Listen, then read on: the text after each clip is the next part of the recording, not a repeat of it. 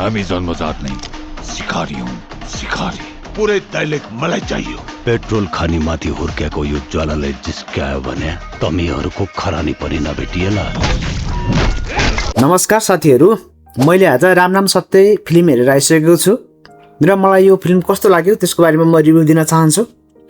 यो फिल्मलाई दर्शकहरूले धेरै नै प्रतीक्षा गरेका थिए किनकि फिल्ममा विराज भट्ट, सुशील श्रेष्ठ, दिव्या रायमाझी जस्ता कलाकारहरू देखिन्छन्। साथै यो फिल्मको निर्देशन माइकल चन्दले गर्नुभएको हो, जुन उहाँको निर्देशनमा बनेको पहिलो फिल्म हो। सबैभन्दा पहिलो कुरा गर्दा यो फिल्मलाई समग्रमा हेर्दा वन टाइम वाचेबल मुभी भन्न सकिन्छ। फिल्ममा एक्सन सिनहरू राम्रा छन्, क्यामेरा एङ्गल, स्टन्ट र प्रेजेन्टेसन हेर्दा राम्रो प्रयास देखिन्छ। तर फिल्मले जति एक्सन देखाएको छ त्यति नै बढी हो, स्टोरी कन्टेन्ट भन्ने देखाउन सकेको छैन। फिल्मको फर्स्ट हाफको कुरा गर्दा यहाँ सबैभन्दा ठुलो कमजोर देखिन्छ। फिल्म सुरु भएदेखि नै लगातार एक्सन सिन्स आउँछन्। पहिलो हाफमा करिब 3-4वटा एक्सन सिक्वेन्स राखिएको छ। तर समस्या के हो भने यी एक्सन सिनहरू आउँदा स्टोरी बिल्डअप भने खासै भएको देखिँदैन। फिल्मको सुरुवातमा पात्रहरूको ब्याकग्राउन्ड, उनीहरूको रिलेसनसिप, कन्फ्लिक्ट वा मोटिभेसन राम्रोसँग इस्टाब्लिस गरिएको छैन। यसले गर्दा दर्शकले कथासँग कनेक्ट हुन गाह्रो हुन्छ। एक्सन फिल्ममा एक्सन हुनु राम्रो कुरा हो, तर दर्शकले सिर्फ एक्सन मात्र होइन स्टोरी पनि खोज्छन्। जब एक्सनको पछाडि स्ट्रङ स्टोरी हुँदैन तब एक्सन पनि खासै प्रभावकारी लाग्दैन। त्यसैले फिल्मको फर्स्ट हाफ अलि फ्ल्याट र विक महसुस हुन्छ।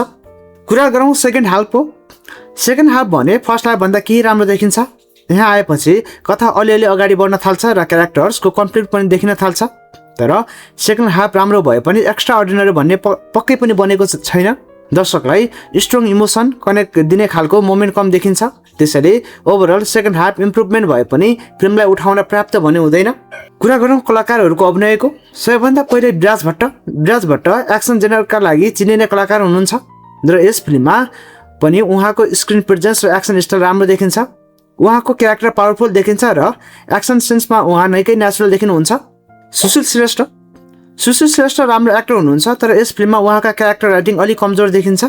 क्यारेक्टरलाई राम्रो डेप्थ नदिएको कारणले गर्दा उहाँको अभिनय पनि फुल्ली युटिलाइज भएको महसुस हुँदैन। दिव्या रायमाझीको कुरा गर्दा उहाँको प्रेजेन्स ठिकै छ, तर फिल्ममा उहाँको रोल धेरै इम्प्याक्टफुल देखिँदैन। अर्को कुरा, फिल्ममा आयुष सिंह ठकुरीको प्रेजेन्स खासै आवश्यक जस्तो पनि लाग्दैन। कहिलेकाहीँ यस्तो लाग्छ कि यो क्यारेक्टर स्टोरीमा नभए पनि खासै फरक पर्दैन थियो। यो फिल्मका निर्देशक माइकल चन्द हुनुहुन्छ र उहाँको डेब्युट फिल्म हो। नयाँ निर्देशकका रूपमा हेर्दा उहाँले प्रेजेन्टेसनमा राम्रो प्रयास गर्नुभएको छ। फिल्म भिजुअली राम्रो देखिन्छ, तर निर्देशनमा सबैभन्दा महत्त्वपूर्ण कुरा स्टोरी टेलिङ र एक्जिक्युसन हो। यस फिल्ममा स्टोरीको कन्सेप्ट ठिक भए पनि एक्जिक्युसन स्ट्रङ छैन।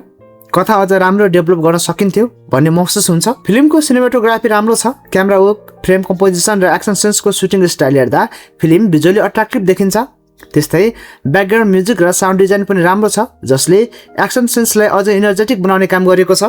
अब अन्त्यमा कुरा गरौँ फिल्मको फाइनल प्रेडिक्ट के हो। समग्रमा हेर्दा राम नाम सत्य एउटा एभरेज एक्सन मुभी हो। एक्सन सिन राम्रो छ, सिनेमाटोग्राफी र म्युजिक राम्रो छ। विराज भट्टको स्क्रिन प्रेजेन्स स्ट्रङ छ, तर स्टोरी विक छ। फर्स्ट हाफ धेरै फ्ल्याट छ, क्यारेक्टर्सको डेप्थ कम छ। त्यसैले यदि तपाईँ एक्सन मुभी मन पराउने दर्शक हुनुहुन्छ भने यो फिल्म वान टाइम वाचेबल हुनसक्छ। तर यदि तपाईँ स्ट्रङ स्टोरी र इमोसनल कनेक्सन भएको फिल्म खोजिरहनु भएको छ भने यो फिल्मले सायद तपाईँको एक्सपेक्टेसन पुरा नगर्न सक्छ। के तपाईँलाई लाग्छ यो फिल्म 2082 सालको अन्तिम सुपरहिट बन्न सक्छ त? तपाईँको ओपिनियन कमेन्टमा अवश्य लेख्नुहोला।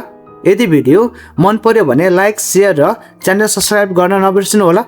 धन्यवाद।